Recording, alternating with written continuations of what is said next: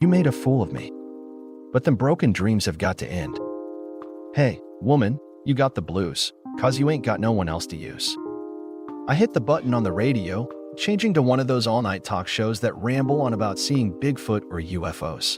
I had heard that same song repeatedly in the last few hours, and I was sick of hearing it. Why, you ask? Simple, it reminded me too much of the woman I walked away from. I take that back. I didn't walk. I ran. Let me start from the beginning. My name is Stan Shipman, and for the last 5 years, I've been married to Lucy, formerly Lucy Dalton. We were sweethearts in high school, and I thought we were soulmates. We married right out of high school. Yeah, a big mistake. I know. But we were so much in love with each other, we thought we could make an honest go of it. Boy, was I wrong. Money wasn't an issue. I'm a welder by trade, been doing it since I was a kid. My dad was a welder, and he taught me everything I needed to know. I've been putting metal together since I was big enough to handle a welder safely. I always wanted to join my dad on job sites when I was younger, but couldn't. Union rules and insurance regulations prevented it. But my dad did fabrication at home on the side, and he was always giving me stuff to do. It was a great learning experience for me, and I enjoyed doing it. I went to school for welding after I graduated from high school, but got bored with the classes since I already knew all this shit. So I tested out, blowing all the instructors away. I got my certificate and went straight to work. Because I already had lots of experience and could do fabrication and fitting in addition to welding, I got paid good money, especially when I had to travel for big jobs out of state. I even did underwater welding and made a ton of money doing that. I made enough to put Lucy through college, and now she's a paralegal working for some hotshot law firm downtown. So why am I running? And why am I now on the freeway in the middle of the night? The answer to that is the two-legged creature I married and her evil friend. Oh yeah, Lucy was all sweetness and light when we were younger. But things have a way of changing, and they did. Don't get me wrong. I love the woman, and I was more than happy to pay for her college. Her parents were convinced I'd have to go into hock up to my neck to make it happen. They underestimated me, though, big time. They were just as proud of me as they were of her the day she graduated. Better yet, she graduated without having a dime of student debt to pay back, thanks to me. But things went to shit after she started working for the law firm of McMaster and Fredericks. The first couple months were okay, but as time went on, they got worse. To start with, some of her female colleagues were, for lack of a better phrase, a bad influence on her. Lucy began going out with them for a girls' night out, once a week, usually on Wednesday nights. I didn't mind at first, since she was normally home early enough for us to enjoy the evening together, and I was frequently away on a job site busting my bum. But as time went on, she started going out Wednesday and Friday nights. What pissed me off was that Fridays used to be our date night. When I reminded Lucy, her response was, "We can always go out on Saturdays." I deserved this time with friends. Then she started staying out later and later. It got to the point that she was out until early Saturday morning. If I tried calling her number to see if she was all right, the call always went to voicemail. I finally had had enough and sat her down to talk about it. "We need to talk," I said one Saturday morning over coffee. "About what?" she asked. "These Friday night parties of yours," I said. "Friday used to be our date nights. But lately, you've been out until nearly 4 a.m. Saturday mornings. What the hell's going on? I hardly ever see you anymore." "The girls from the office, and I like to go out and unwind with a few drinks," she said. "And sometimes we dance. That's all. I know those clubs are usually closed by 1 a.m. at the latest," I told her. "But you've been out a lot later than that. What's going on? Are you seeing someone else?" "Of course not," she said with a heavy sigh. "If you really must know, we sometimes go get a bite to eat afterward." "Yeah, but until 4 a.m.? I asked. "Sometimes," Lucy said. "Well, this shit needs to stop," I told her. "You have to make a decision. You're either my wife or their friend. They already see you more than I do. I didn't mind one night with the girls, but I feel like you're taking advantage of me." "I'm sorry," she said. "If you want, I'll stop going out with the girls on Fridays." "I think that would be a good idea," I said. "That way we can maybe spend some time together." She nodded her head in agreement and went to take a shower. I took the opportunity to grab her phone out of her purse and installed a phone finder app so I could keep track of where she was. Part of me hated doing it, but I felt as though I needed to, just for my own peace of mind. Things were okay for a few weeks, but Lucy went right back into her old habits, and soon, she was right back to going out on Wednesday and Friday nights. I had to find out what the hell was going on, so I fired up the phone finder app and figured out where she was. After I got off work that Friday, I cleaned up a bit, then headed to the club where she and her friends were. It wasn't really much of a club, more like a bar with a DJ and a dance floor. I walked in and spotted her right off, sitting with a group of about 4 women and 3 men. I noticed that Lucy was pretty chummy with one guy sitting next to her. Too chummy, if you know what I mean. I also noticed she was wearing something much sexier than she had put on that morning. They were completely oblivious to my presence until I was right at their table. Everyone but Lucy looked up at me, and the guy next to her spoke up. "What do you want?" he asked, putting on an attitude as if he was going to kick my butt. "I just got off work and thought I'd get a beer," I said, causing Lucy to look up at me surprised. So here I walk into this bar, and look what I find. "Aren't you going to introduce me to your friends?" Lucy looked around, nervous. She was obviously embarrassed. "Everybody," she said. "This is Stan. He's my husband," she added as an afterthought. "Stan, this is everybody." "Well, hello, everybody," I said sarcastically. I saw that she wasn't wearing her wedding or engagement rings. "Did you happen to forget something?" She saw that I was looking at her left hand. "I took my rings off so I wouldn't lose them," she said. "Bullshit," I thought to myself, but I decided not to push it. "I see," I said. The guy next to her stood up and puffed out his chest. He offered a hand, so I took it. "Jake," he said. "Jake Rollins. Lucy and I work together. A lot," he added with a smirk. The others chuckled a bit, except for Lucy. He squeezed my hand in a vain attempt to intimidate me and establish himself as the alpha male. He wasn't able to, so I returned the squeeze and did my best to crush his soft, effeminate hand in mine. I could see he was in pain, so I let up. "I was just gonna ask your wife to dance, if that's all right," he said, rubbing his hand. I looked at Lucy. "Is that right?" I asked her. She looked at me and slowly nodded her head. I thought this might be a chance to get some insight into what was really going on, so I nodded my head and gave him permission. "Yeah," I said. "Just watch your hands. And know that's my wife and I will be watching you." He nodded his head as Lucy scooted out of her seat. After she was up, I sat in the seat formerly occupied by Jake and ordered a beer. Most of the others had already left for parts unknown. "You don't own her, you know," the girl next to me said as I waited for my beer. "And you are?" I asked. "Marie," she said. "Marie Compton. I've been mentoring Lucy a bit. You know, show her the ropes, that kind of thing." "So, Marie Compton," I said, taking a jab at the way she and Jake introduced themselves.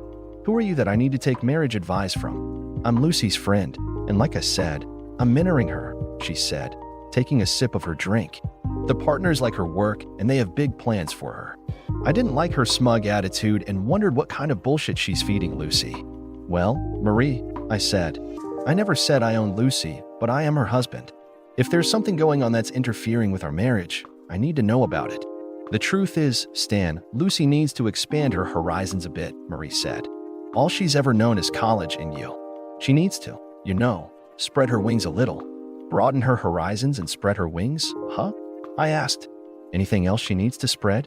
Like maybe her legs?" "There's no need to be crude," Marie said. "But since you mention it, yes, maybe she needs to experience other things. Of course, you'll benefit in the long run." "Oh? How?" I asked. "Well, maybe she'll learn a thing or two that she can bring home to you," Marie said with a smile. "After all, you're probably getting some on the side when you go away for jobs, aren't you?" "No, Marie, I don't," I said. "I go to work. I bust my butt. I put in my hours, get paid, then come home. I love Lucy and I'd never do anything to hurt her or put my marriage in jeopardy." "Well, maybe it's you who needs to broaden your horizons a bit," she said with a smirk. "I take my wedding vows very seriously," I said. "And I trust Lucy to do the same. I don't see any rings on your finger. Have you ever been married?" "A couple times, actually," she said. "Let me guess. Your husbands caught you cheating on them, didn't they?" I asked. She shrugged her shoulders. "Yeah, so? No one owns me. I do what I want with whomever I want." "Well, Lucy's taken, and I expect you to respect that," I said. She chuckled. "Yeah, you keep right on thinking that," she said. By then, Jake and Lucy returned from the dance floor. I stood up to let Lucy sit between me and Marie. I sat down, keeping Jake from sitting next to her. He didn't look too happy, but I didn't really give a shit. "So Lucy tells me you're a welder. What do welders make these days?" $15 an hour. Actually, I make over $35 an hour, more, if I have to work underwater. "Didn't Lucy tell you I paid her way through college?" "You're paying her student loan, then?" he asked. No, she has no student loan because I paid her way. I also bought that new Toyota for her. Damn, I didn't know welders made that much. I'm in the wrong racket. I bet you get lots of women on the side when you go out of town, huh? He asked, poking me with his elbow. No, I work when I go out of town. I typically work 16 hours a day when I'm on a job site. Like I told Marie, I take my wedding vows very seriously. I'm sure you do, Jake said smugly. I didn't like the direction this was going, and these people were beginning to royally piss me off. I turned to my wife. Did you drive here tonight? I asked her. Yes, she said. Good, because I've had about as much fun as I can stand here tonight. I'm going home. I expect to see you close behind me. I started to get up and accidentally knocked my nearly full ice-cold beer into Jake's lap, coating the crotch of his khaki trousers. Oops, sorry about that. Guess you'd better get home and change your britches. He jumped up, furious, and looked like he was going to take a swing. You better make it count, pal, because I will put your dick in the dirt when I get up. He saw the look in my eyes and backed down. Smart move, I told him. I turned back to my wife. You coming? I'm right behind you, she said quietly. I noticed the look Marie was giving me. Believe me, if looks could kill, I would probably already be dead. I headed out the door, not looking behind me. Lucy pulled into the driveway a few minutes after I did. Good for her, I thought. I grabbed a beer from the fridge and waited for her in the living room. She stormed in, her face red. What the hell was that all about? You embarrassed the hell out of me. I embarrassed you? I asked rhetorically. Are you following me or something? She asked. I shook my head. No, I was actually just looking to grab a beer, and I was surprised to see you there with your friends from work, I said, realizing that I had just lied to her for the first time since I had known her. If anyone had any reason to be embarrassed, it was me. Imagine what went through my head when I saw my wife, the love of my life, and my best friend in the world sitting there with some sex hound acting like a giddy schoolgirl. Then imagine how I felt when I saw you had removed your wedding ring. It was like you were embarrassed to admit you're married to me. Is that it? Her face softened and she sat down next to me. Of course not. It's just that I have to work with these people, and Jake is the attorney I work with the most. And Marie? What's her role? She's higher up in the food chain than I am. She's been mentoring me, showing me the ropes. Does that include marital advice? I asked her. What do you mean? She asked. Well, while you and Jake were dancing, she was telling me a bunch of crap about how you need to broaden your horizons and spread your wings. I asked if that meant spreading your legs as well, and she all but admitted you had and would going forward. Be honest with me. Have you cheated on me? No, I haven't, she said, looking down. For some reason, she couldn't look me in the eye. Was she lying to me? I hope not, because you know that's the one thing I could never forgive, I told her. Well, Marie has said it's possible you're getting some while you're gone, are you? No, we've known each other, since the 6th grade. Have you ever known me to be unfaithful to you, ever? She shook her head. No, she said quietly. I have never cheated on you, and I never intend to. I love you too much to disrespect and hurt you like that. Besides, when I'm gone, I'm too busy working. I wasn't kidding when I told Jake I often work 16 hours a day. I know, I've seen your pay stubs. There you go. What do you think put you through college? Bought you that new car out there? Kept you in nice clothes all that time? That's on top of paying our normal bills. You know, I've been saving up to put a nice down payment on a house. So you can tell Marie to shove her bullshit up her arse and shut the hell up about things she knows nothing about.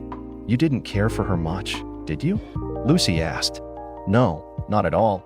I don't like the bullshit she's been feeding you. Same with Jake. I don't trust either one of them. You know she's been divorced twice? For cheating. Lucy looked at me, shocked. How do you know that? She asked. She told me, seemed awful proud of it, too. I get the feeling the two of them are up to something, and they intend to bring you down with them. You haven't done anything wrong, have you? No, Stan, I haven't. It's just... Just what? I asked her. I enjoy going out with them, she told me. Well, I enjoy going out with you as well. Think you could start spending some time with your husband? Of course, she said, wrapping her arms around my neck. I'm sorry. That's okay. You know there's only 3 things I've ever wanted in life. What's that? She asked. First, to be married to you. The second, to be the best welder around. And the third, to have a family with you. She smiled as she snuggled in closer to me. Well, you got the first 2. Want to work on the third? It was my turn to smile. Let's go, I said. We ran into the master bedroom and spent the rest of the night making love. Things seemed to settle down for another couple months. Lucy stayed home on Fridays, and I made a special effort to be more attentive and loving. I purposefully didn't mention Marie or Jake again since I trusted Lucy to do the right thing. Then it happened. I came home one Friday night and found the house dark except for some lit candles on the dining room table. I could smell lasagna from the kitchen and figured Lucy had something special planned out. I went into the dining room and saw she had our best china set on the table. When I turned around, I saw her, my lovely wife, wearing one of the shortest dresses I had ever seen. I loved looking at her legs, and she knew it, so she had chosen a dress that made sure I got a good view of her best features. The front of the dress was little more than 2 panels that barely covered her B-cup breasts. The dress was completely backless. She came to me and wrapped her arms around me, giving me a deep tongue kiss. Tonight was already looking good.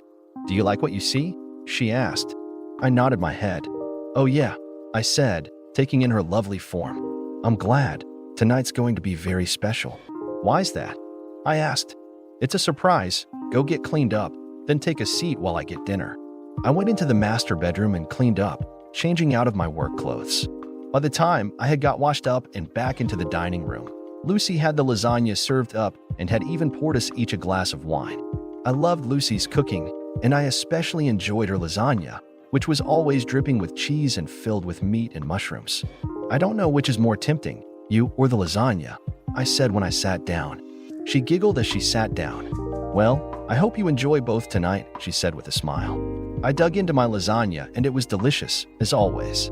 I took a few sips of my wine, not wanting to get too buzzed for the sex I knew would be coming later. After I finished everything, I found myself feeling just a bit strange. I tried to stand up, but I was so dizzy I nearly fell down. I looked at Lucy, confused. What had she done? I asked myself. I tried to speak, but found it very difficult. "Wah," I began, but the next thing I knew, I was falling to the floor. When I finally came around, I found myself naked, secured to a chair in our bedroom. My arms were zip-tied to the arms of the chair, and my legs were similarly zip-tied. There was a contraption around my waist, and my tool was stuck inside a strange-looking tube. What the hell was this? I asked myself. I was royally pissed off and yelled out, "Lucy!" I shouted. "What the hell is going on?" A few moments later, Lucy walked into the bedroom, but she wasn't alone. Marie was with her. "What kind of bullshit is this?" I asked. "Get me the hell out of this chair." "Now." "I'm sorry, sweetie." Marie said it was best. "Best for what?" I demanded. "So you can see your wife expand her horizons," Marie said calmly. "And her legs. Was it your idea to drug me and tie me to this chair?" I asked. "Of course. Lucy told me you'd never go along willingly, so I gave her something to put you out for a while. This way you can watch your wife cuck you, and there won't be a thing you can do to stop it." I looked at Lucy, madder than I had ever been in my life. "And you went along with this shit? You know what this means." "I'm really sorry, but Marie said it was the only way. Trust me, please. This won't affect us at all. It's only sex. I still love you." Marie said that most married men fantasize about this kind of thing. Well, I don't and never have. And yes, it does affect us. I told you I wouldn't stand for any cheating. "And what the hell is this thing you put on me?" I asked her. "It's called a meat cage. It's designed to give me complete control over you and let you know who's in charge of our marriage. I swear to God, I have never fantasized about this, and I promise you that if you don't untie me from this chair and get this thing off me right now, we are finished. Please don't be that way. It's just one night. I'll let you loose when we're finished." I shook my head. "You're not this stupid. Lucy, cut me loose right now." Marie walked over to me with something in her hand. The next thing I knew, she had put some kind of a ball in my mouth that kept me from speaking. "You need to be quiet and let your wife get screwed by a real man." "Or two." I shook my head to try to keep her from putting the gag in my mouth, but wasn't successful. I tried everything I could to break out of the chair, but wasn't able to. Marie stood up and walked to the door of the bedroom. Jake and another man from her office came into the room and looked at me, chuckling. Well, the cuck is ready for his initiation?" "He is, but he's not being very cooperative." "Really? This might help." He reared back and hit me across the face with his fist. Then he hit me again. I could taste blood in my mouth. I was seeing red by now. "Don't hurt him," Lucy screamed. "You promised me you wouldn't hurt him. I owe him for ruining my pants. Now he's gonna watch as I screw his wife." With that, he reached up and tore Lucy's dress off. "Get those panties off," he told her. I shook my head, but Lucy dropped her panties and handed them to Jake, who sniffed the crotch before tossing them at me. As I watched, Lucy got on her knees in front of Jake and began giving him a BJ while looking me in the eye. I was trembling with rage. Jake and Marie laughed as they saw my discomfort. "Your wife is good at this," Jake said. Soon, Jake erupted in Lucy's mouth, and as I watched, she looked into Marie's camera and smiled. Something about the way she did that indicated it wasn't the first time she had done it with him. Lucy wasn't finished, however, and began giving the other man a BJ. I thought I was going to get sick watching her. "You like watching your wife with other men, don't you?" Marie asked as she recorded the action. "Admit it," she said. I shook my head and stared daggers at her. After Lucy finished the second man, Jake guided her to the bed. "It's time for the main attraction," he said, glancing at me. As I watched, Jake started having sex with her. I closed my eyes as Lucy moaned. "Do it," she said. "Anytime?" Jake growled as he pushed inside her. "Oh God, that feels so good," Lucy said. "Better than your husband?" he asked. "Oh yes, so much better," Lucy said as tears fell down my cheeks. At that moment, whatever love I had for Lucy was gone. I've read stories where husbands got hard watching their wives get drilled, but all I felt was hatred. I tried to keep my eyes off of them, tried to focus on something else, but it was hard. By now, Jake was doing Lucy for all he was worth. All three switched places. For the next hour, the three of them had a grand time doing everything they could as Marie recorded the whole thing. After Jake finished inside her for the second time, they got off the bed and walked over to me. "Did you enjoy the show, honey?" All of them laughed. "That wasn't so bad, was it?" Marie said. Jake and the other man pushed Marie and Lucy out of the way. "Make sure you get this," Jake said to Marie. The next thing I knew, the two men peed on me, making sure to coat my face with their piss. I thought I was going to throw up. Lucy laughed as they pissed on me. When they finished, Jake leaned over to me. "If you say or do anything, cuck, I swear I'll make your life a living hell," he said. "From now on, your wife belongs to me. I'll come over whenever I want and do whatever I want. You got me." He stood up and motioned to the other man. "Come on, let's go," he said. After they left, Marie came over to me. "Don't even think of causing any problems." Jake wasn't kidding. This was child's play compared to what we could do to you. Understand? She stood up and looked at Lucy. "Wait till I'm gone, then let him loose. If he gives you any shit, call me." Lucy nodded her head in understanding. After Marie left, Lucy took the gag out of my mouth and cut the ties holding me to the chair. Then she grabbed a key off a nightstand and took the cage off of me. She started to say something, but I cut her off, put my clothes on, and went to the phone. "What are you doing?" she asked as I dialed 911. "I may be a welder, but I'm not stupid." I knew that what she and her cohorts did was highly illegal, and I intended to see them in jail that very night. Lucy freaked out as she realized I had just called the cops and reported a sexual assault with illegal detention. I grabbed Lucy's phone to keep her from calling Marie. I also took her keys out of her purse to keep her from driving off. She tried to take her phone and keys out of my hands, but I was able to keep them from her and put them in my pants pocket. When I ended the call, I sat down and waited for the cops. I knew they would want to examine me and take samples of the body fluid for evidence. "Please don't press charges. I don't want to go to jail.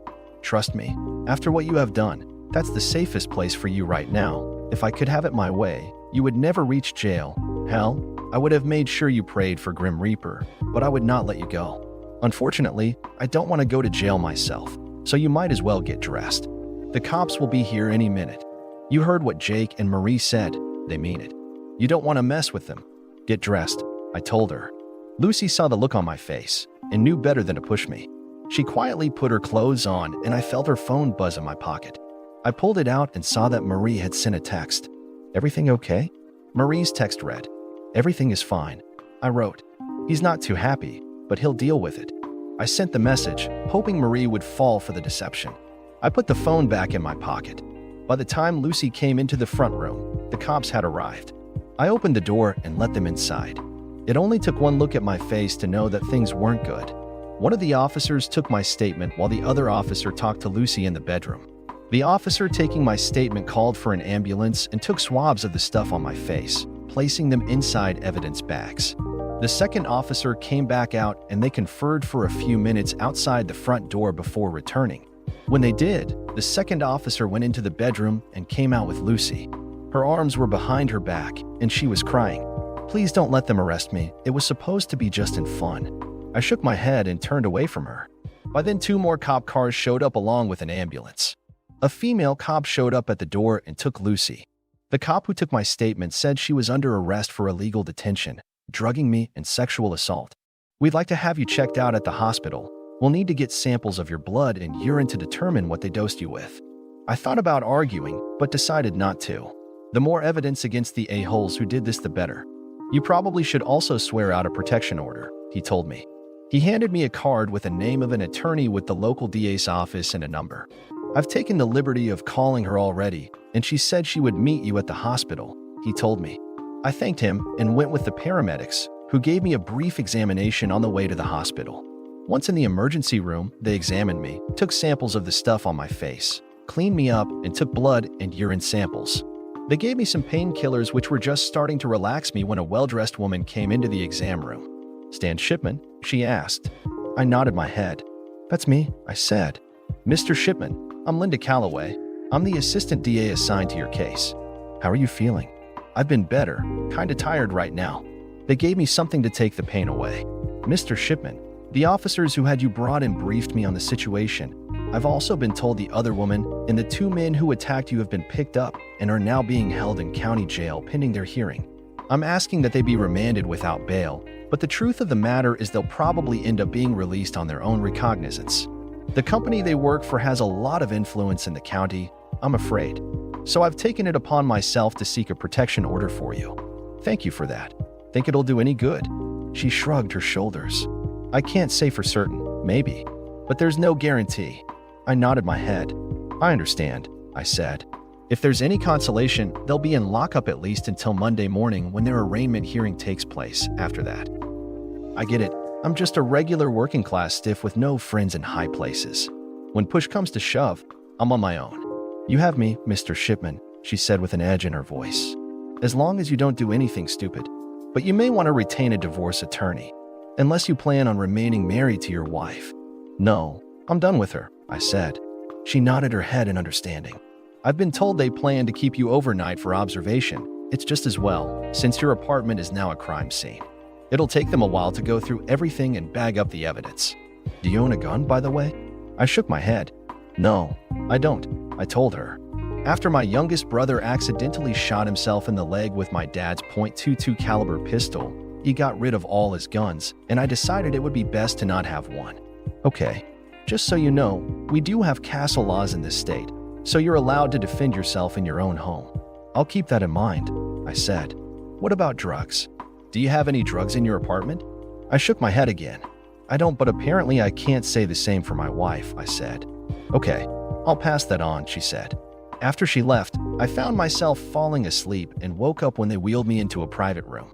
After they got me situated, they gave me more meds and I fell asleep for the night.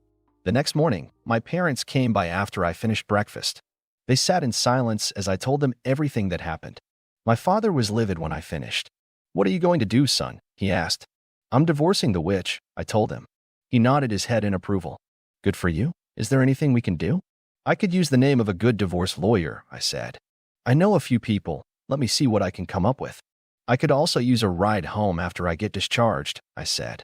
"No problem. Just call me when you're ready. In the meantime, you get some rest and take it easy. Don't do anything stupid." "You know me," I said. "Yeah, I do," he said with a smile. "That's why I said not to do anything stupid." We all had a good laugh, and they left after my mother gave me a hug. A little while later, Lucy's parents came by. We had always gotten along well, and they were like a second set of parents to me. I told them what happened the night before. They were both shocked and embarrassed at what their daughter had done. "I take it you'll be filing for divorce," her father said. I nodded my head. "Yeah, I can't live with what she's done." "I understand, and I'm truly sorry. Is there anything we can do?" her mother asked. "If Lucy gets out of jail, she's going to need a place to stay. The assistant DA is getting an order of protection, so she can't stay at the apartment. She can come stay with us," her mother said. "Thanks," I told her. We said our goodbyes and they left. The doctor came by a couple hours later and checked me out. He declared me fit to be released, and the nurses began their paperwork. I knew it would take a while, so I called my dad and let him know. My parents showed back up about the time the paperwork was done. After the nurse gave me my instructions, she put me in a wheelchair and pushed me to the loading zone where my dad's car was parked. They helped me get in, and we were off. Before long, we pulled up in front of the apartment. My dad helped me to the door and we said our goodbyes again. Remember, if you need anything, just call. Thanks, Dad, I said. I walked into the apartment and took a look around. The police had gone through everything, and I knew it would take a while to get things put back away. I noticed right off there was a message on our answering machine. I played the message. Dead meat, the message said. Nothing else. No introduction. Nothing. I looked and found the number was listed as private. Something about the message seemed familiar, so I listened to it a few more times. Then it dawned on me. This wasn't someone speaking directly into the phone. I recognized the phrase as a line from one of those old Rocky movies, specifically the one with Mr. T. Whoever sent the message had recorded it, then played it back over the phone. A few minutes after I figured that out, the doorbell rang. I looked through the peephole and saw a fairly young, attractive brunette standing outside. I remembered seeing her at the club the first time I met Jake. I looked, but didn't see anyone else with her. I had a brainstorm and pulled my cell phone from my shirt pocket. I activated the camera and set it to record, then placed it back in my pocket. Then, I opened the door but kept the chain connected. Yes, I asked. Mr. Shipman, she asked quietly. That's me, and you are? Holly Brinkman, I work with your wife. May I come in, please? Are you alone? I asked. Yes, I am. I closed the door long enough to disconnect the chain and opened it back up to let her inside. After she came in, I closed and locked the door. What can I do for you, Ms. Brinkman? I asked. Please call me Holly, she said. All right, Holly, again, what can I do for you? She handed me a manila envelope. What's this? I asked. Open it, please, she said quietly. I opened the folder and glanced inside. I saw a couple of photos, so I set the envelope on the coffee table and excused myself to go to the kitchen, where I grabbed a pair of latex gloves. I didn't want to take the risk of getting my fingerprints on anything. I came back and pulled the photos out and was shocked at what I saw. The photos showed graphic shot of a dead man on his knees, his hands tied behind his back. The other photo was the same man, but from a different angle. I looked at Holly. Who is this? I asked. It was my husband, she said, tears falling down her cheeks. His name was Brian. Did you report this? I asked her. She nodded her head. Yeah, the police ruled it a suicide. How? I asked. You don't understand. The firm we work for has friends in very high and low places. They own a good part of the police force, and several judges are also on their payroll. I see. Did Jake do this? She shrugged her shoulders. I don't know. He may have ordered it. So why are you still with the firm? I asked her. I have no choice, she said. Let me guess. You're not just a legal secretary. Am I right? That's right. They did to you as what Jake and Marie did to you. Except my husband went after Jake and paid the ultimate price. So you're really just a hooker for the firm, aren't you? I asked. She nodded her head. Yes, it's my job to be available for the attorneys and their clients. What's Marie's role in all this? I asked. She's kind of like the madam. She handles all our assignments. And she was adding Lucy to her stable? I asked her. Yes, she said. I looked in the envelope and saw something else, a piece of paper folded in two. I pulled it out and opened it up. It was a note, but the letters appeared to be cut from magazines and newspapers and glued to the paper. Talk about cheesy. I nearly laughed out loud, but stifled the urge. Stan Shipman, the note began. Back off, or this could be you, it read. I looked at Holly. Did you read this? I asked her. She shook her head. No, it was dropped off at my apartment this morning with a note to hand deliver it to this address. Would you be willing to tell this to the district attorney? I asked. She shook her head. No, I'd like to keep living, if you don't mind. You have no idea how evil these people are. Especially Marie. How many people in your firm know about all this? I asked. Pretty much everyone above the mid-level executive level, she said. I nodded my head. Figures, all right. Holly, thank you for bringing this to me. I'm sorry about everything. You seem like a really great guy. Lucy's lucky to have you. Thanks for saying so, Holly. Have a good day, I added, opening the door for her. I watched as she left and made sure no one else was around. I closed and locked the door. This and the voicemail changed things dramatically. Oh, I still intended to divorce Lucy, but these threats brought everything to a whole new level. And trust me, after I am down with Jack, Lucy would be praying for the Grim Reaper to take her. I ended the video and called Linda.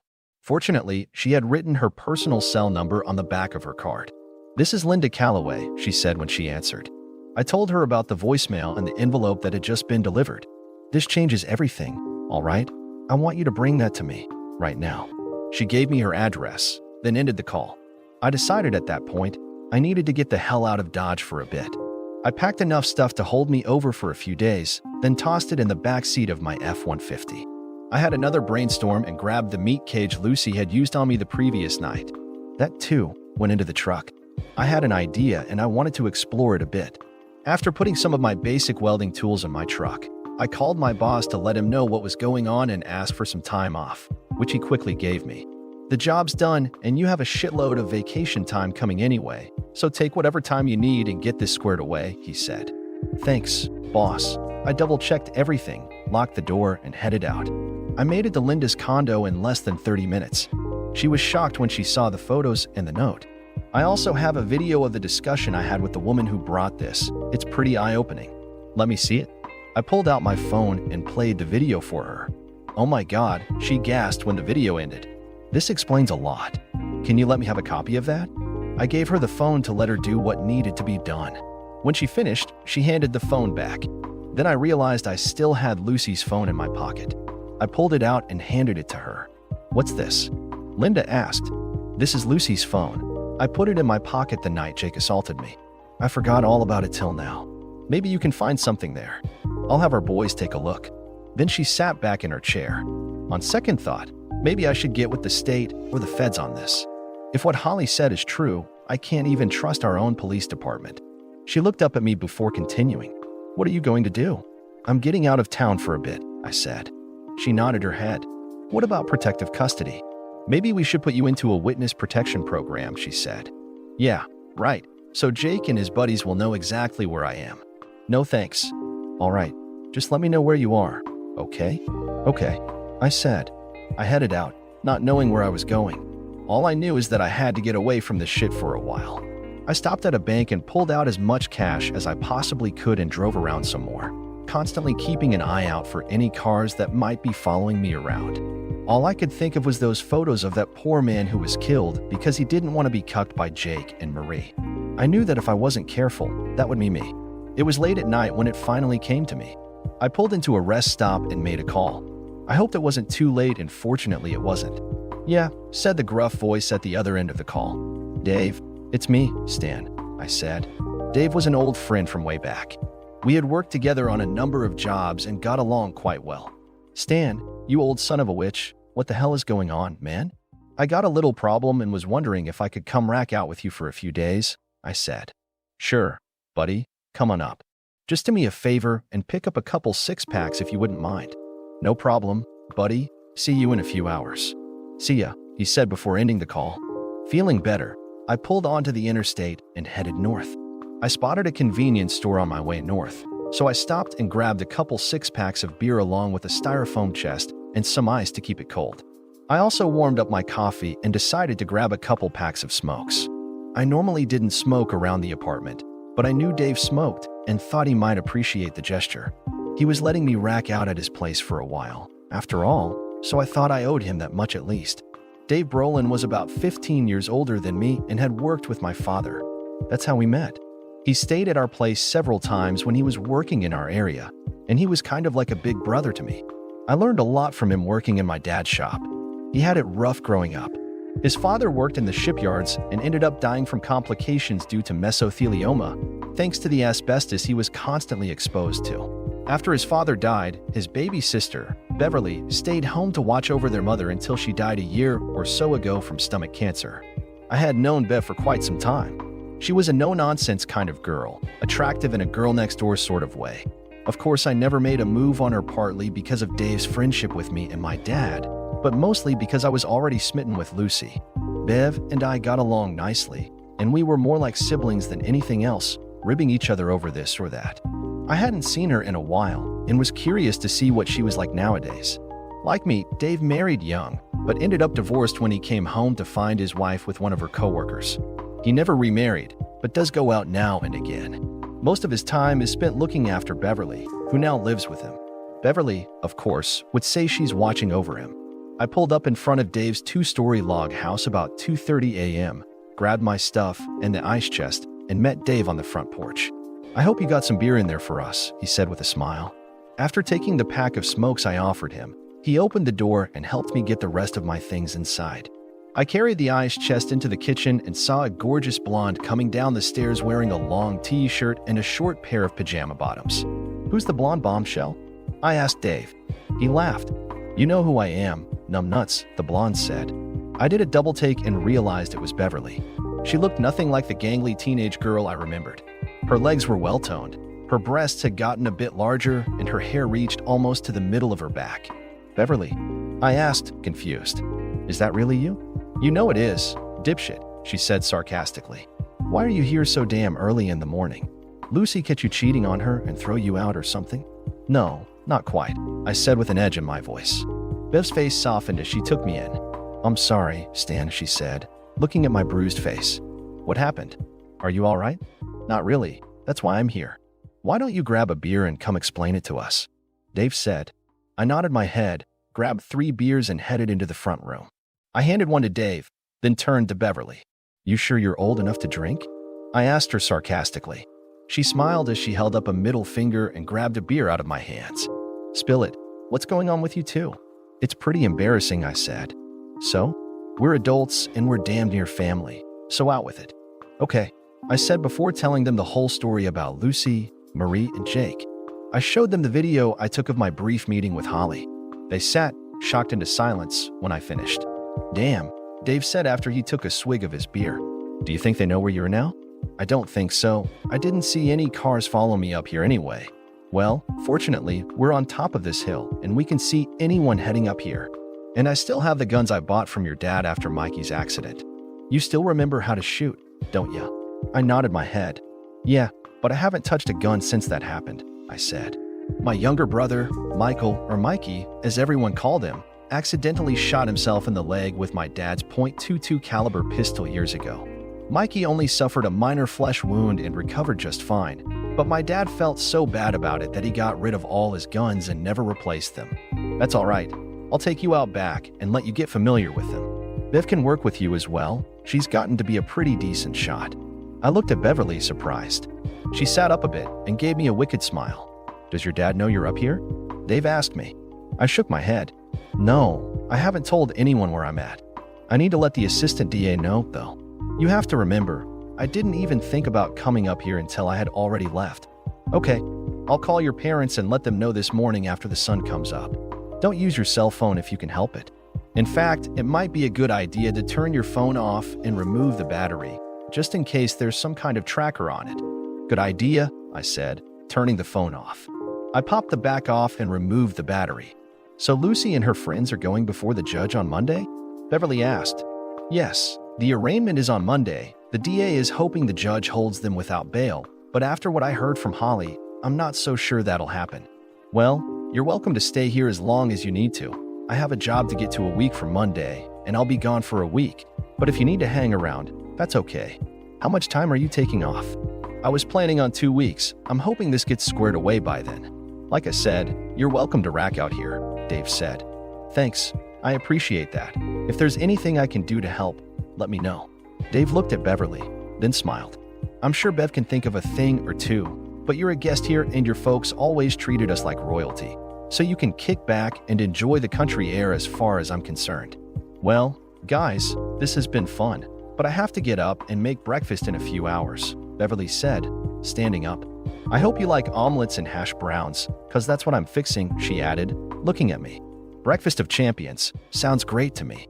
She waved and headed upstairs.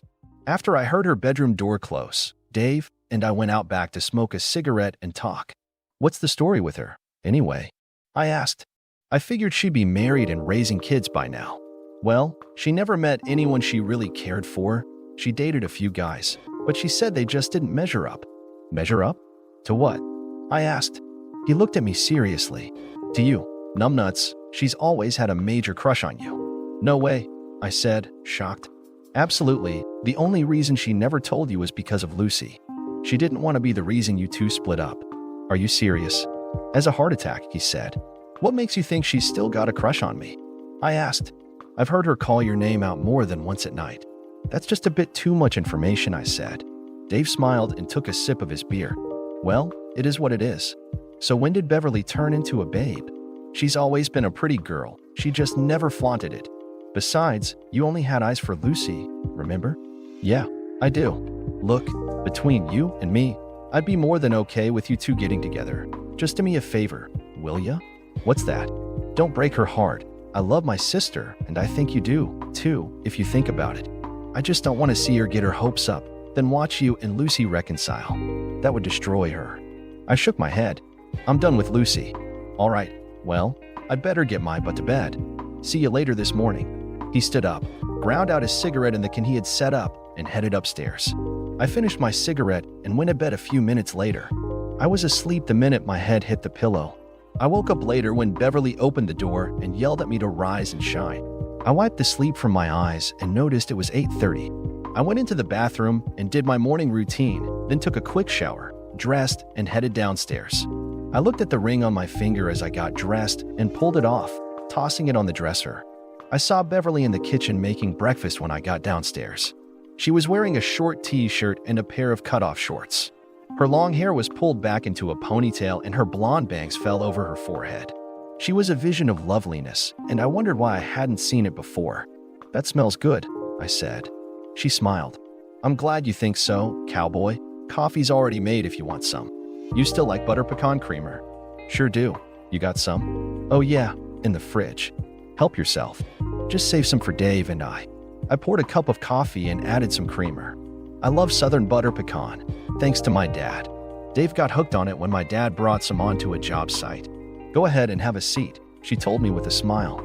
I'll have it done in just a minute. I took a seat at the table where Dave had already sat down, reading the Sunday paper. Morning, I said. He looked at me over the paper. Morning, he said in response. Anything interesting in the news? Yeah, a piece here in the paper about some fancy lawyer getting arrested for various charges. Take a look, he added, handing me the article. The article didn't mention any names, nor did it give much in the way of specifics. It was pretty much boilerplate news, drivel that wouldn't mean anything to anyone who didn't know the whole story. I grunted and handed the paper back. By then, Bev had finished making breakfast and was bringing it to the table on a cart. This is delicious, I said as I took a big bite. Thank you, kind sir, Beverly said with a smile. I'm glad you approve. We finished our breakfast and Dave stood up after he cleaned his plate. I have to run into town and get some things. I'll be gone for at least a couple hours. If you need to call the DA, you can use the house phone. Thanks, I said. Beverly handed him a list of things she needed and he stuffed it in his pocket. He grabbed his keys and headed out. I looked at Beverly. You need some help clearing the dishes? I asked. I don't necessarily need it, but it would be appreciated. Thanks for asking. I got up and helped her clear the table. She tossed me a towel and began washing the dishes already in the sink. I see you're not wearing your ring. Are you actually going to divorce her? Yeah, I told her I wouldn't stand for any cheating, and I meant it. Good, she said with a slight smile. I'm glad to see you still have some balls. What's your story? How's things with you? She shrugged her shoulders. Okay, I guess. Anyone special in your life these days? I asked. There was once, but he was taken. Besides, I wouldn't have been able to pursue a relationship anyway. Too busy taking care of my parents. That's what I heard. Yeah, well, it had to be done. After Dad died, Mom needed my help.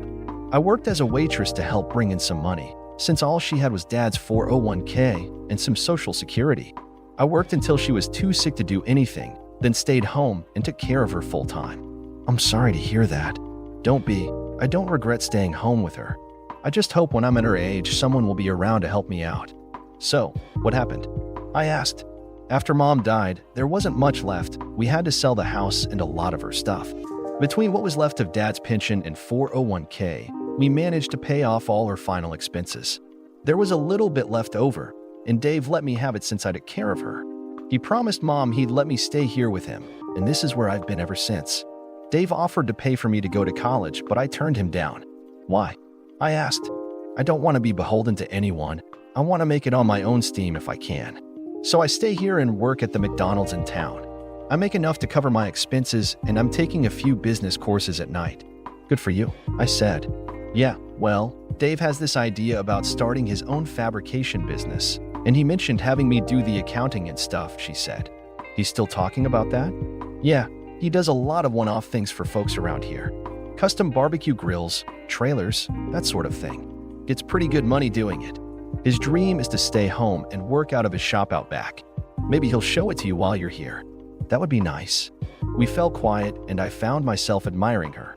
For the first time, I realized how beautiful she really was, and not just on the outside. She glanced at me before saying anything. "What are you looking at?" she asked.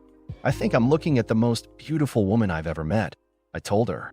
I thought I saw a tear form in her eye. "Stop teasing me," she said quietly, looking down. "I'm not. I can't help but admire you. You put your own life on hold for your parents. You refused to accept Dave's offer to put you through college, and you're working your own way through school. I'm just sorry I didn't notice it before now." "Well, you were blinded by Lucy, so I can't really hold that against you," she said. "Yeah, I guess you're right." Having washed all the dishes, she drained the water in the sink, dried her hands, and turned to me. "She used you, you know," Bev said. "I think you're right." "Of course I'm right. I saw through her years ago. Why didn't you say anything?" I asked. "You wouldn't have believed me." I realized she was probably right. Hell, she could do no wrong in your eyes. She had you wrapped so tight around her little finger you would have done anything for her. All I wanted to do was keep her happy. And look where that got you. She got her degree, her new car, all kinds of baubles and trinkets and clothes, all on your dime. Then when she didn't need you anymore, she traded you in for a new model. I'm glad she's in jail, cause if she were here right now, I'd rip her a new a-hole. I believe you would. I just want to know one thing, she said, her hands on her hips. What's that? I asked. Are you going to fall for her tears and take her back? She asked. I shook my head. No, I said. That ship has sailed. After Friday, that's not going to happen. Good, she said. And in case you have second thoughts, remember this. She pulled her t-shirt over her head and tossed it on the floor, revealing herself bare to me for the first time. She stripped, walked to me, and put her arms around me, giving me the deepest tongue kiss I had ever experienced. We made love. I love you, Stan Shipman. I've always loved you. Don't ever forget that. I'll be your woman for as long as you want me. I love you too, Beverly. I want to stay like this for the rest of my life. That sounds nice, but I don't think my brother would appreciate that, she said jokingly. I laughed, then kissed her deeply. Then it hit me. I looked at her, concerned. I just realized I didn't use any protection. Don't worry about it. I'm on the pill. Besides, I wouldn't mind if you got me pregnant. I'd love to have your children. I'm going to hold you to that. We'd better get cleaned up before Dave gets back. I have to put out the meat for tonight, so why don't you run up and take a quick shower, okay? I'll be up in a bit. Okay, what's up with the meat? We like to barbecue on Sundays, weather permitting. You like venison, don't you? Yeah, I love venison, but it's been years since I had any. Good. I shot at myself with Dave's .50 caliber flintlock. Even dressed it in the field with my own 2 hands. My, you are quite the woman, the rugged outdoorsy type. I'm truly impressed. I had seen Dave's flintlock and knew it had to be at least 49 inches long. Did you load it yourself? I asked her. Of course, patched round ball with 100 grains of double F powder. Even molded the bullet myself. Damn, do you like fishing as well? She smiled. I love to go fishing. I even bait my own hooks and clean my own fish. Is there anything you haven't done? I asked sarcastically. I haven't rebuilt the transmission in Dave's truck. Yet. I did help him rebuild his engine, though. I am definitely in love, I told her, giving her a kiss. She kissed me back. Now, hurry, run upstairs and grab a quick shower. I'll be up in a bit. I headed up and jumped in the shower. A few minutes later, Beverly joined me. Just wait till tonight when we go to bed. By the way, you're sleeping with me from now on. My bed's a lot bigger than the one in your room. Won't Dave get upset? I asked. No, besides, we're both consenting adults. After our shower, we dressed and headed back downstairs. I need to call the DA and let her know where I'm at, I said. Bev pointed to a wireless phone set sitting in its cradle. Go ahead and use that phone. I picked up the phone and called, nearly forgetting that it was long distance. Linda picked up the phone after the second ring. Linda Calloway, she said. Linda, this is Stan Shipman. I just called to let you know where I'm at. Stan, thank God you called. I was starting to get worried. I see you're calling long distance. Where are you? I'm with an old friend of the family. I've turned off my cell phone just to be safe. Okay, I'll keep you in the loop as much as possible. I've already heard from the feds. Seems they're looking into the firm your wife works for. By the way, I took the liberty of talking to an old friend of mine who just happens to be the best damn divorce lawyer in the area. I hope you don't mind." "No, I don't." "Good. She's expecting to hear from you tomorrow. I told her a little bit about your situation. If anyone can deal with this, she can." "Thanks, I'll do that." Linda gave me the information I needed and promised to let me know how things went at the arraignment before we ended the call. By then, Dave had returned, so I went out to help him carry in what he had bought. "By the way," he said when we finished, "I called your folks. They were pretty concerned about you. I told them you were staying with us for a while." "Thanks." That night, we barbecued the meat and enjoyed a nice dinner outside on their deck. After dinner, we all pitched in and cleaned up. Dave and I grabbed a beer and headed out for a smoke as Beverly finished up. "Bev, tell me you're going to be sleeping in her room," Dave said. "Is this going to be a permanent thing?" I felt a bit uncomfortable discussing this with him. She was his sister, after all. "I think so." "You think?" "Yeah, it is. I just have to get my divorce out of the way." "Do you love her?" he asked. "Yeah, I do." "Good. It's about time you got your head out of here," but he added with a smile. "Look, Bev's a big girl and can make her own decisions. She can definitely take care of herself. I just don't want to see her get hurt. That's all. I'd never hurt her." "I'm glad to hear that. Welcome to the family," he added, extending his hand. I took it, and we heartily shook each other's hands. "Just don't keep me up all night, okay?" I laughed as I nodded my head. "I'll do my best." That night, after Bev and I made love in her bed, I held her close to me and considered our possible future together. I felt more content right then than I had in a very long time. "What you thinking about?" she asked quietly. "The future." "Oh," she asked. "Yeah, I mean, what do you want out of life? Where do you see yourself in, say, 5 or 10 years? I know it's popular for women nowadays to want to break through the glass ceiling and reach for the brass rings," she said. "But I'm not like that. I'm not looking for a career or anything like that. All I want is a faithful husband who loves me as much as I love him and a family to care for. That's all." "What about your classes?" "That's mostly for Dave's benefit. When he gets his business going, he's going to need help." "What about you? What do you want out of life?" "I guess I'm a lot like you. All I really want is a faithful wife who loves me as much as I love her and a family of my own. I thought I had that with Lucy, but that didn't work out." "What about your job?" she asked. "I love what I do for a living. Sometimes it takes me away for a couple weeks at a time, though. Can you deal with that?" She laughed. "Please, my brother's a welder same as you, remember? I know what to expect. I can deal with anything as long as I know you're coming back home to me." I looked at her for a few moments before saying anything. "I wish I had met you before I met Lucy," I said. "Me too, but what's done is done. We'll get through this together, okay? We're a team, and we can do anything so long as we're together. I'll always be here for you, no matter what." "I love you so much," I said, kissing her. "I love you more," she said, wrapping her arm around me. I fell asleep, feeling truly loved for the first time in ages. The next day, Beverly was up before the rest of us. After she made breakfast, she scampered upstairs to get ready for work. She gave me a kiss on her way out, letting me know she had school that night after her shift. "I'm usually home by 9:30, so you guys will have to fend for yourselves. Remember, no matter what happens, I love you, and I'm here for you." "I love you too," I said, returning her kiss. She had no idea how much it meant to hear her say that. "What? Don't I get a kiss too?" he added with a smile. Beverly laughed and gave him a sisterly peck on the cheek. "You two try to stay out of trouble, okay?" she asked as she left. "I need to call that divorce lawyer Linda recommended to me," I said, looking at the clock. Dave motioned to the phone, so I picked it up and called. "Law Office of Bernice Goodwin," said a friendly female voice at the other end. I introduced myself and asked if Bernice was available, letting the receptionist know that she was expecting my call. "Ms. Goodwin is expecting your call, sir," the woman said. "One moment, please." I heard some music on the phone for a few moments before another woman answered. "Bernice Goodwin," the woman said. "How may I help you?" "This is Stan Shipman. Linda Calloway gave me your number and said I should call you this morning." "Ah, yes, Mr. Shipman. Linda told me some of what's going on, and I've been expecting your call. Normally, I like my first meeting to be in person, but I understand that's not possible this time around." "That's okay. We can do most of this online nowadays. Please, tell me your story and leave nothing out." I spent some time explaining the situation, and she patiently listened. "What are your expectations?" she asked when I finished. "I want as much as I can, no alimony, and at least my share of our assets." I think we can do that.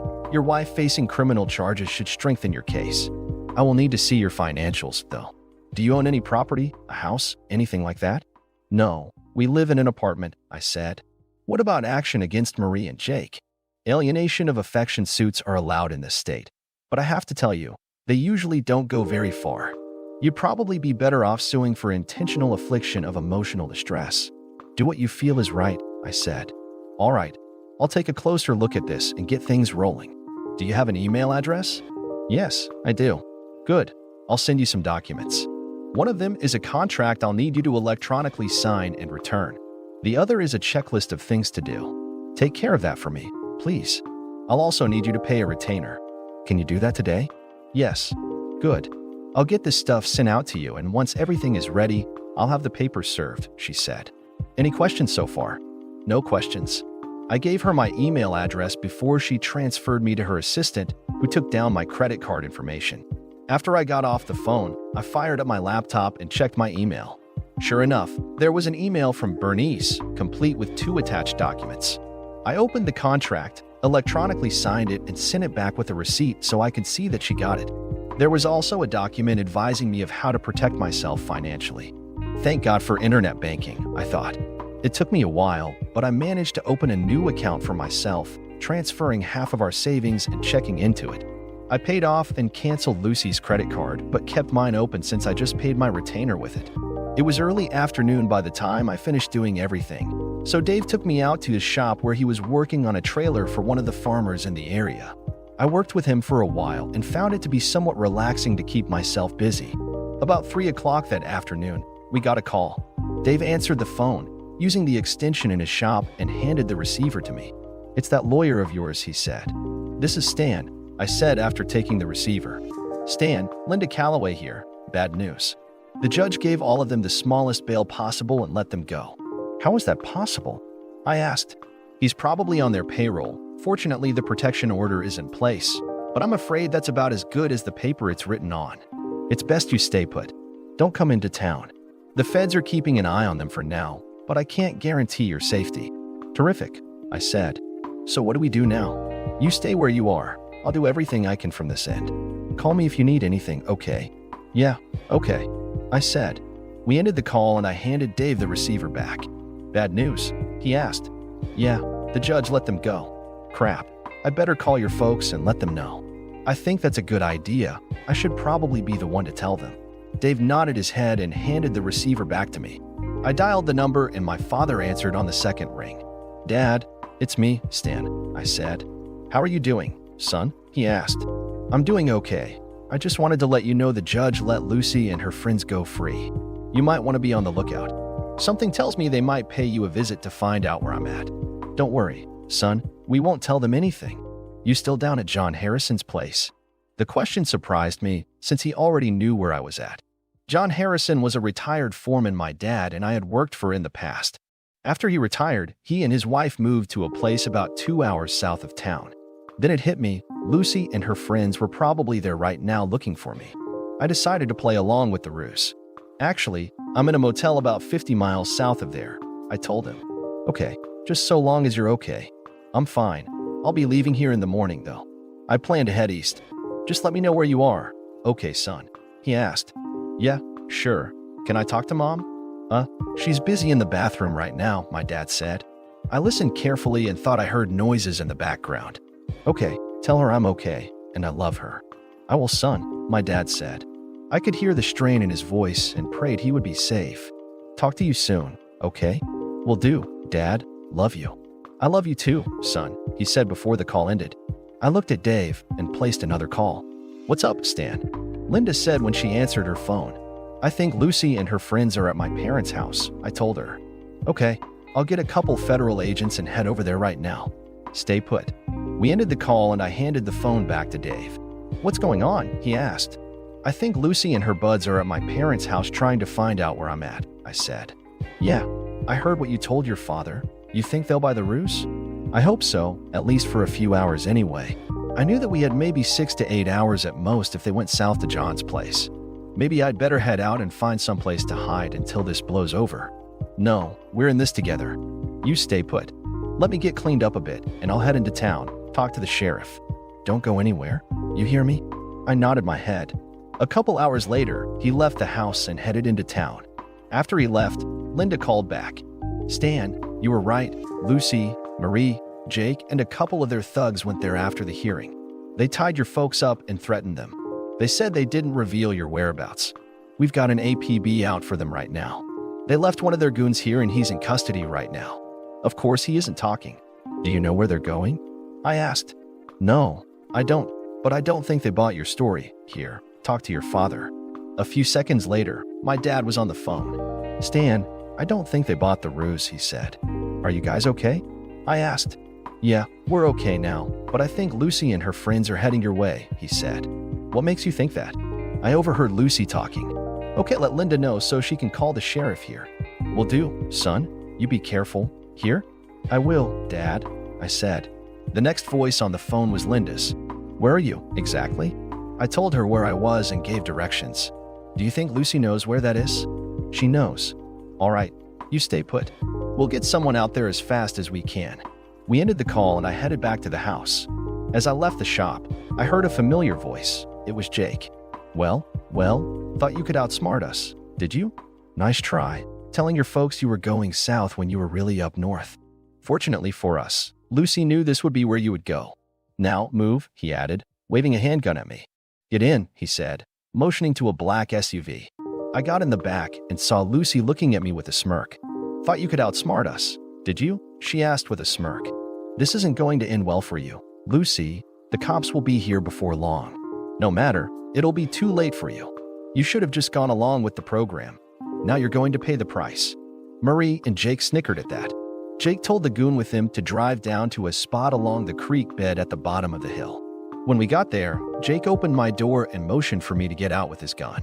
So, you plan to murder me, is that it? I asked Lucy. She laughed. You know what they say, dead men tell no tales, she said. Jake and Marie laughed as the goon zip-tied my arms behind my back. When he was done, he forced me to my knees. First things first, you know, I've always wanted to have sex in the great outdoors. What about it, Lucy? You up to giving your soon-to-be deceased husband one last show? Something to send him off with. What the hell, she said, stripping off her clothes. Come over here and do me, baby. Jake snickered and pulled his pants down.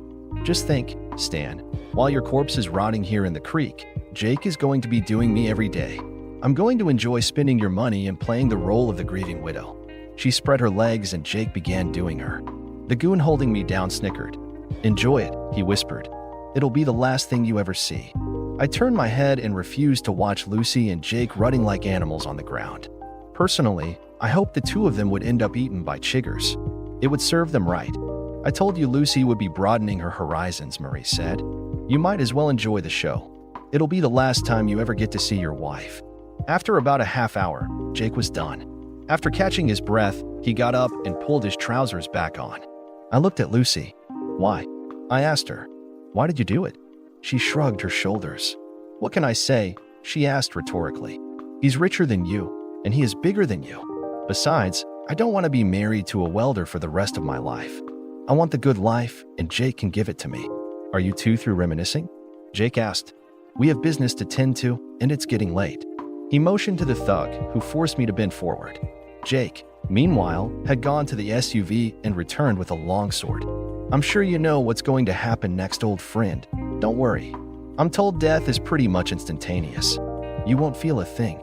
Now, make your peace with God, a-hole. I closed my eyes and said a silent prayer. I could see Jake's shadow and knew he had lifted the sword over his head.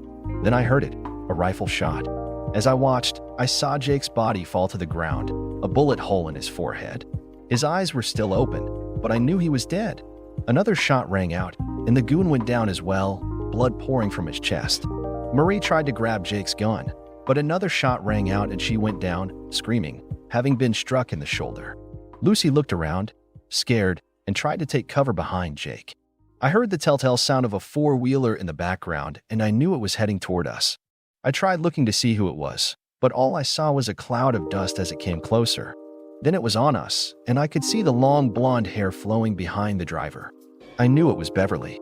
She stopped the four-wheeler and jumped off, a scoped hunting rifle in her hand. She pulled a large knife from her belt and cut the zip tie securing my hands. After I was free, I sat up and watched as she ran over to Lucy. She smacked Lucy as hard as she could across the face with the butt of her rifle, sending her reeling on her back. "Don't you ever touch my man again, or I swear to God I'll blow your stupid head off," Beverly yelled. "You understand me, witch?" I said. "Do you understand me, witch?" Lucy nodded her head slowly. Beverly then brought down the butt on her kneecap with thunder. I heard it crack. Lucy screamed in pain.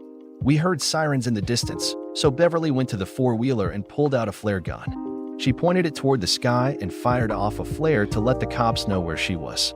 Soon, we saw flashing lights heading our way. "Are you okay, sweetie?" she asked when she came over to me. "I am now. You saved my life. I'll never be able to repay you for this. Trust me, you'll have the rest of your life to make it up to me," she said with a smile. Soon, we found ourselves surrounded by police cars. Dave pulled up in his truck and got out to check up on us. One of the deputies called for an ambulance and the coroner. "Are you okay?" Dave asked when he came up to us. "I am now. Thanks to Bev, she saved my life." The sheriff took our statements and oversaw the rest of the operation. By now, an ambulance arrived and paramedics were looking after Marie and Lucy. "She murdered Jake and Ronnie," Marie cried out. "Aren't you going to arrest her?" "Nope," the sheriff said. "This is Dave's property and we have a castle doctrine here. Miss Brolin was well within her rights to defend Mr. Shipman's life. Consider yourself lucky she didn't kill you as well." As I watched, deputies handcuffed Lucy and led her away. The sheriff informed me he was charging her and Marie with attempted murder and conspiracy to commit murder. After the officers gathered the evidence and hauled the bodies away, we were turned loose. I rode the four-wheeler with Beverly back to the house. "I thought you had classes today. What happened?" Dave came by McDonald's and told me what happened, so I clocked out and came on back home. "I had to make sure you were all right. I saw the tire tracks in the grass and followed them down to where you were, so I got into a deer stand I have set up and, well, you know the rest. When I saw what Jake was going to do, I just reacted. I'll make up the class. Don't worry." "I'm not worried. I'm grateful. More than you'll ever know." I grabbed the phone and called Linda to let her know what happened. She was relieved to hear I was okay. "After this, we have them right where we want them. Don't worry. The firm is going down hard." "I hope the hell so." After that, I called my parents to let them know what happened. They were also glad to hear things turned out well for us. That night, I thanked Beverly profusely for saving my life. Marie recovered from her wounds and both her and Lucy stood trial for attempted murder and conspiracy to commit murder. They were found guilty and convicted of charges related to my initial assault and illegal detention. Both were given a life sentence and faced even more charges related to conspiracies and racketeering by the firm. I only saw them twice in that whole time, once when Bev and I were called to testify and again when they were sentenced. Both times, they looked like shit and I couldn't help but smile. The bottom line was that neither of them would ever breathe free air again, and I couldn't be happier. In the meantime, Beatrice pushed the divorce through and because of Lucy's convictions, convinced a judge to give her nothing. She also got a hefty settlement against Marie as well as Jake's estate. By the time she was finished, I was rolling in money. Oh yeah, Bernice got a portion of it, but I was very happy with my take. The firm also settled for a very large amount of money, since the partners were defending themselves against numerous federal charges, including racketeering and charges related to the mysterious deaths of 2 other men. By the time it was all said and done, the firm was forced to close shop and the partners found themselves behind bars for life. All that took place in a period of about 6 months. By the time it was over, I had more than enough for Beverly and I to live on for years. I bought a nice ring for her and proposed to her properly on one knee. She squealed and smothered me with kisses. A month or so later, we were married and spent a week in Las Vegas. When we got back, we sat Dave down in the living room and made our proposal. His eyes went wide as we suggested the formation of DNS welding and custom fabrications. "Are you serious?" he asked us.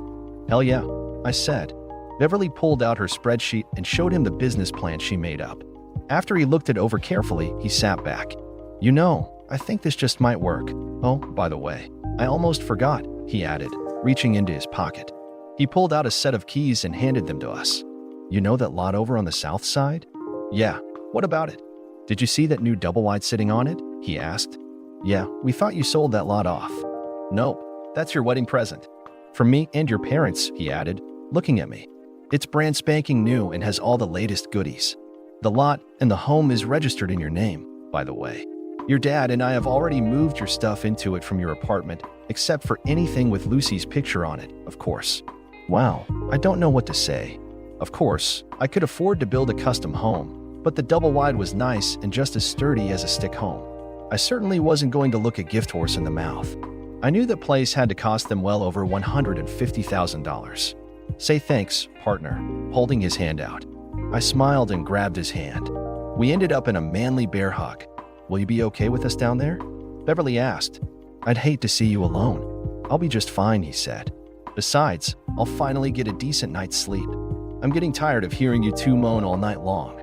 We celebrated that night, and I called my parents to thank them for the present as well. Later that evening, Beverly and I christened the master bedroom. Yes, I thought as we laid there in each other's arms, things were going to work out well. You know, with money comes a lot of friends, and some of these friends have more friends who have some serious friends behind the bars. Lucy and Marie were having a real bad time behind the bars. They had to clean the toilets, I must add, with their toothbrushes, and they had to give favors to a lot of inmates who had special preferences. I guess Marie and Lucy will have a wider horizon soon.